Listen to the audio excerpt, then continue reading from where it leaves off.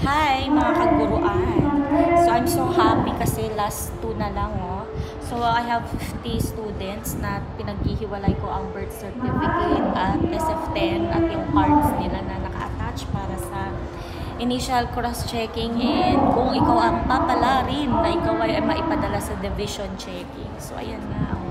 So ang sakit lang guys, ayun kasi wala tayong pang tanggal talaga. So pinagtatanggal ko is yung kamay ko at yung ito na ano na siya, ayan diba, yan yung pinagtatanggal ko. So ayun guys, so naranasan ko naman na mapunta sa division checking. So talagang hiwa-hiwalay para kasi isa-isa silang naghahawak nun, kinukutuhan nila yung mga papel natin, naghahanap sila ng mga wrong. So yun naman talaga ang purpose nun yung makita mo yung consistency ng mga papers.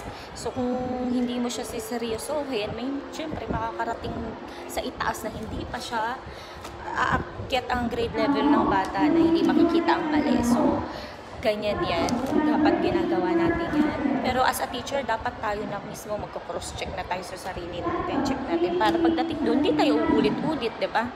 So, ayun guys, happy division checking, initial checking, cross checking, happy SF 1, 2, 3, 4, 5, 6, 7, 8, 9, 10, and happy RPMS after nito, recognition, moving up, graduation, and sa susunod, bakasyon, and magsisimula na naman ang brigada.